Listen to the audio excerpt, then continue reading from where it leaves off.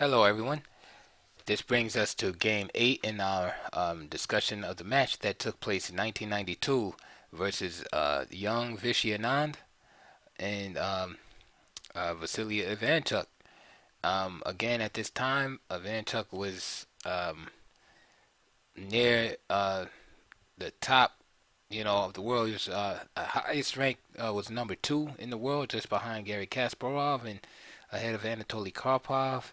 And he was just viewed as the second most talented player in the world at the time. And basically at this time he was considered the heir apparent to Kasparov. I mean, no doubt.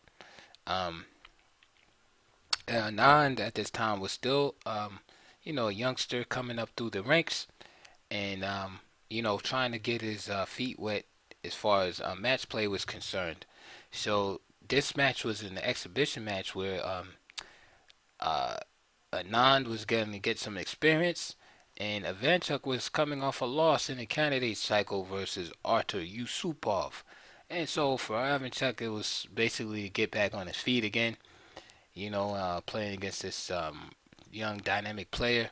And of course, Ivanchuk was favored to win this match. But here we are in the final game of the match in game 8, and Anand has a 2-1 lead, so Ivanchuk must win to draw, right? He cannot, do any better than that. So here, Anand has the white pieces, and Ivanchuk is black. Game started off French defense. It's the same variation. Actually, the Winawer variation, um, different from what they played in game 2, which Anand won, and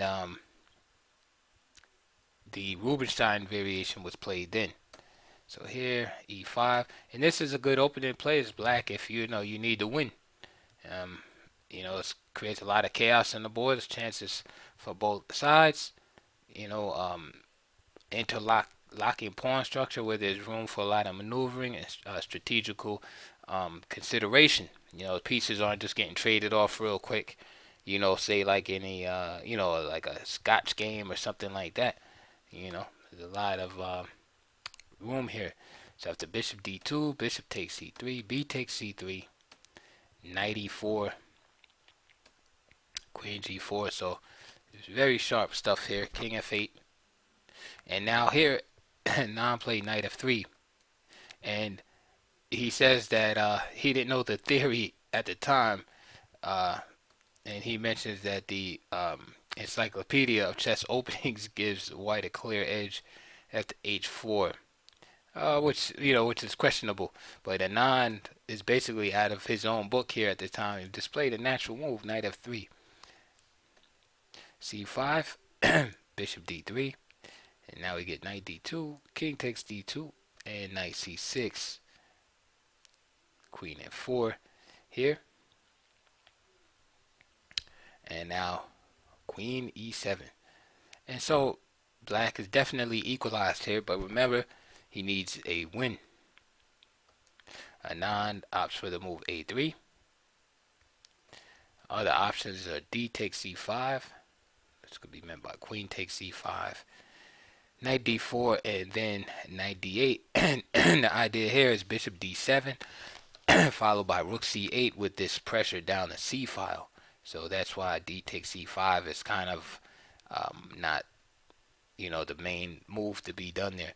Another option is just bringing the rook to the b file, and so for example c4, bishop e2, and then queen a3 with some pressure from black on the queen side there. So those are the two moves Anand rejected and decided to go with a3. Bishop d7. Excuse me, rook hb1. And I forgot to mention, notice how a3 keeps the queen off of a3. Remember this variation I just showed you with rook hb1, c4, bishop e2, and you see how the black queen is on a3? Well, a3 prevents that. So if c4 was played now, c4, bishop e2, there would be no queen a3. So let's go bishop d7, rook hb1, and now b6. Queen e3 was played, and now knight a5 from Anand. Excuse me, from Ivanchuk. And king e1 by Anand. If d takes e5, again queen takes, and b takes e5, and bishop e5, and king e7. And black has a good game. There's some weaknesses to play against there. So king e1, rook c8, and other options, moves like king e8 can be played. And also, Anand mentions in his notes c4, bishop e2, and then king e8 once again. And he says that Ivanchuk could have played c4 here, and for the next few moves, black keeps a slight edge without any danger of losing. But in view of the match situation, he understandably did not want to close the queen side, but this backfires. So like I was saying again, him needing to win to, just draw the match, because, made him take more chances than maybe he would have normally taken. So rook c8, king f1, king e8, king g1, king d8, h3, and king c7 again. Even c4 here is possible. And black is just fine. King c7, bishop to a6, rook b8, d takes c5, and now queen takes c5. Alright, and that seems to be a mistake. B takes c5 is better. c4, and then rook b6. Now d4 is not good here after queen d2, knight c6, and then bishop b5.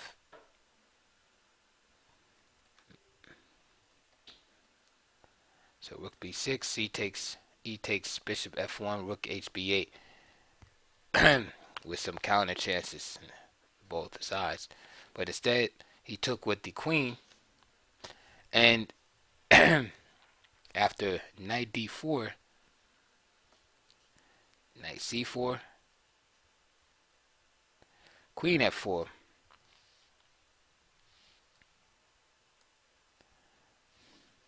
now another move that's strong is queen g3.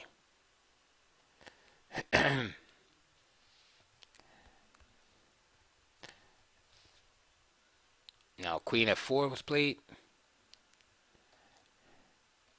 Rook at hf8. Now rook b4, b5, rook ab1, b6,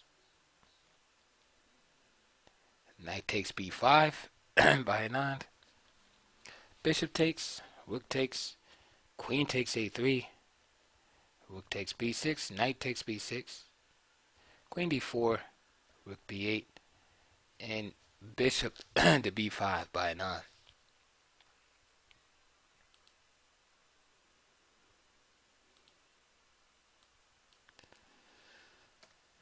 Rook b7, rook b3, queen is driven back, bishop a6, and now we see that Ivanchuk is in some trouble here. c4, d takes, bishop takes, and now he has the superior bishop versus this knight, and black's king is exposed to fire. So right now, Anand is just setting up this configuration to bring the bishop back to e2 and f3 and dominate this diagonal. Bishop e2, queen c7, and then bishop f3. And here, Ivanchuk actually lost on time here, but he's in a real tough situation here. Notice the knight is pinned here, so the knight can't even say jump to d5 and try to block anything. So let's say, for example, if king c8 trying to defend, rook a3 is possible. Anand gives this move g3,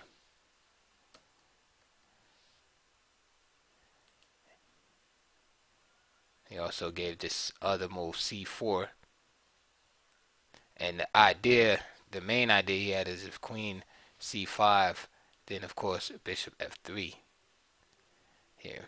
But needless to say, Ivanchuk lost on time, and then of course he would go down in this match, 3 games, 3 wins for Anand against one for Ivanchuk in Game 7. So that was the story of their match in Linares, just an exhibition match.